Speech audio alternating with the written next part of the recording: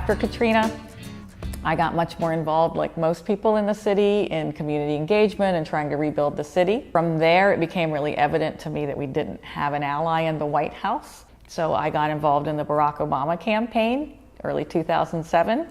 I stayed with Barack Obama until his re-election in 2012.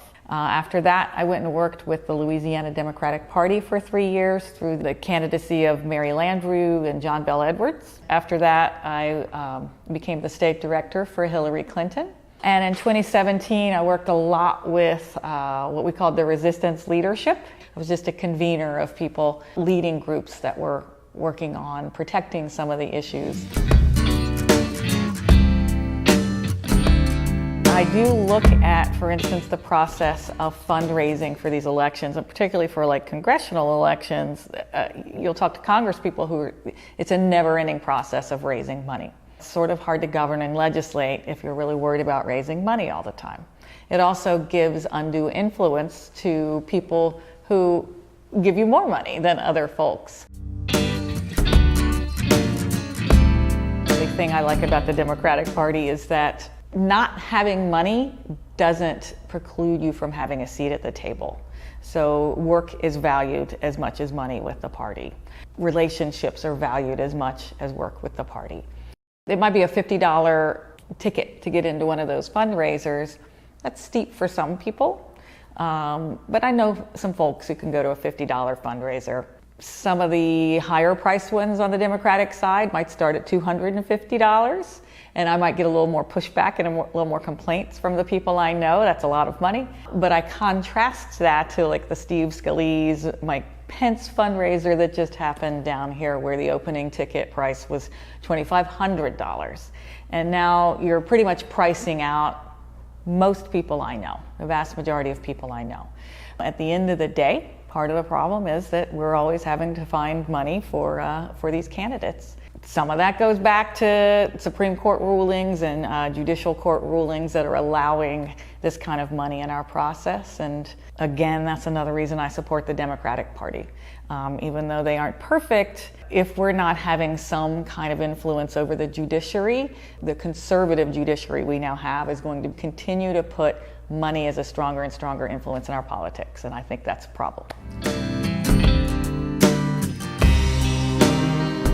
That Barack Obama sort of introduced the idea of small dollar donors in politics. He did not rely exclusively on small dollar donations. But we do see candidates pivoting more and more to that now. It's a question for me on the Democratic side if that's a sustainable model or not, because it really does require that $25 a month person to continue to put $25 a month in, even past the elections, right? So people get really excited about elections and they want to be involved. Can we keep those small dollars coming in even past the elections?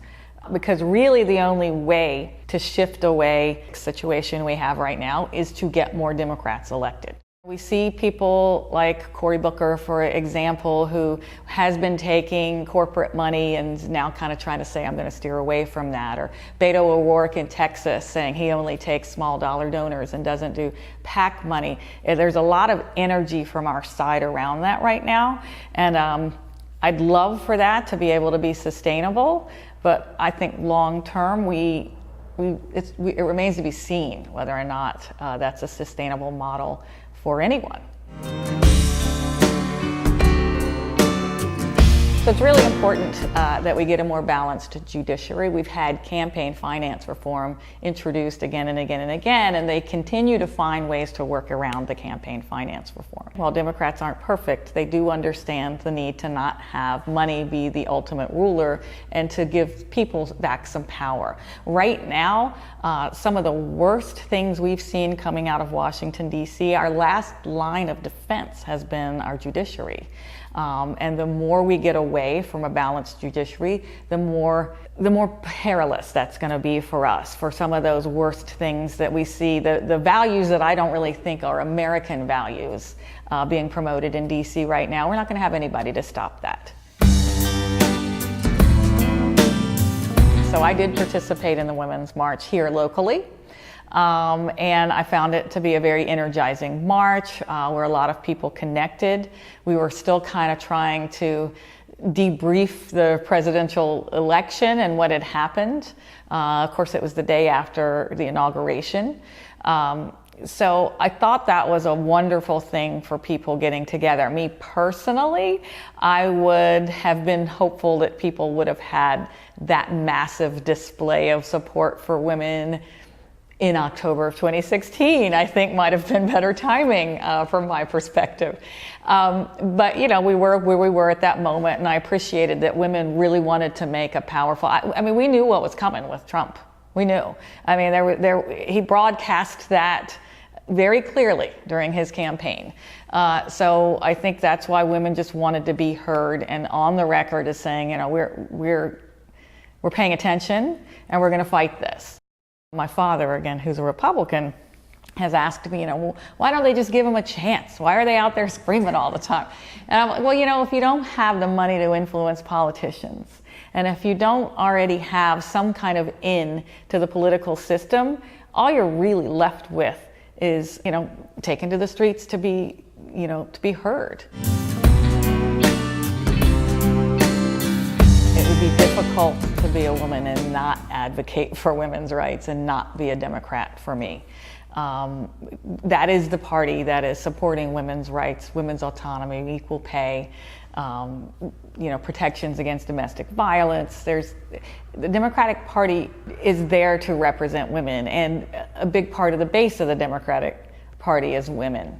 So I think it'd just be harder to not be involved and to still feel comfortable in my skin in Louisiana as a woman. I don't believe we can get pro-choice Democrats elected right now. I don't think we can get pro-choice candidates of any party elected statewide in Louisiana. We are a very pro-life state, whether it's from the Catholicism or the conservatism. That's a great question that I think we need to look into. As our Governor John Bel Edwards would say, he espouses a much broader idea of pro-life, which is supporting children past their date of birth and supporting women.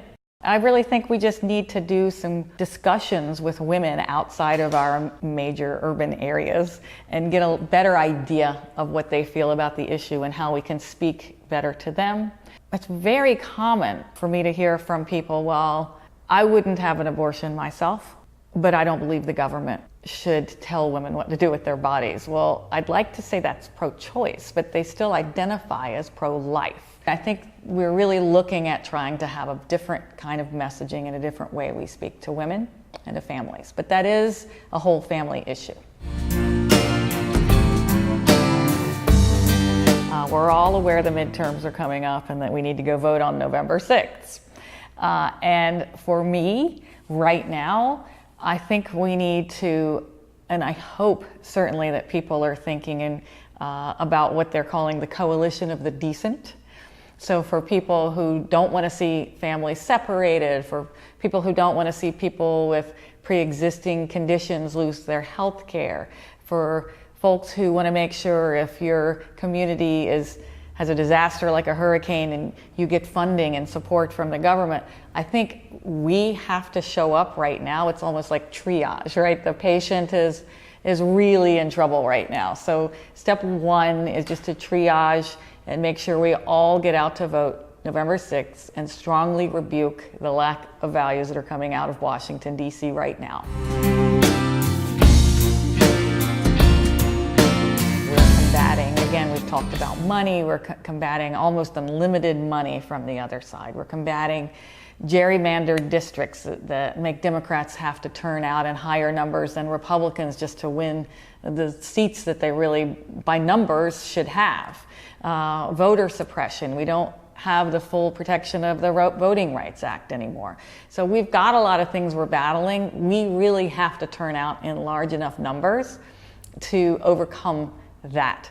And I am hoping that there are Republicans of conscience, and I believe there are, I believe we hear from them and see them, who are willing to make this strong statement with us this fall. Worked on a project a few years ago where we were looking to get the NFL to give up its nonprofit status. It's the head office, anyway, to give up its nonprofit status. I worked with Tom Coburn on that. I mean, there's probably not many people that I disagree with on more issues than Tom Coburn. But we found that issue that we agreed on, and we figured out a way to work together. And I feel like that's the kind of thing we need to do, is find the things, the common ground. I mean, Washington, D.C. used to have bipartisan moments, and I don't know what it's going to take, starting with the people in the state, starting with the people who are working on these issues. I think we need to find places where we can agree and work together. It just takes people on their own initiative being willing to do that. I think that's a lot of it, is people just making the decision. Now, how do we reach out and share that message? I think there are a lot of people trying to figure that out. I'd certainly like to play my part in helping people find places where they can work together. The highest priority for our country right now is to flip the House. We have no oversight over the White House, and we have no way to make sure that the intelligence we're getting isn't being manipulated by the Republicans who are controlling the House right now. It does seem to be that the Senate side has a little bit more of an ability to work together, but for whatever reason, the people who are in charge of these sort of investigations and control over issues in the House seem to not really be willing to stand on their own. They seem to be falling in line with Donald Trump. And I think that's going to be problematic for us if we don't flip the House, so that we can, again, attack those lack of values. In addition to helping flip the House this year in the number of ways that we have available to us, we really also need to start planning ahead for 2019.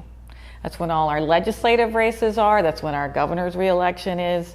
And if we're going to talk about a blue wave in Louisiana, we're really looking beyond the next census, which hits us in 2020. We'll get the opportunity to redistrict at that juncture. And if we're thinking we ever want to have a more balance of power in our state, where we have even close to some kind of semblance of same number of Republicans and Democrats in our state, we have to be engaged in that redistricting process. And it's only by flipping some of those legislative seats and keeping a Democratic governor that we can have a good voice in that. I feel like this year we have in every congressional district in our state a good Democrat that we can turn out and vote for. And I think that's really, really important. It's sort of like I was talking about before, the coalition of the decent and sending a message. Even in the races that we don't win, I think our numbers matter. I think making sure that we have Democrats and Republicans of conscience and people of different parties coming out and expressing a strong rebuke to what's going on in Washington, D.C. right now. I think all those numbers are going to add up. I mean, we again and again hear people talk about the popular vote in 2016, and while that doesn't matter because the Electoral College is how we choose, the president, it, on the other hand, does matter because you see who the majority of our country is. And so going out and voting, Democrats going out and voting, and people going out and voting and making sure their voice is heard proves who the majority is, and it proves the value of our countrymen. Out in the country, I think Americans have much better values than Washington, D.C. is portraying right now.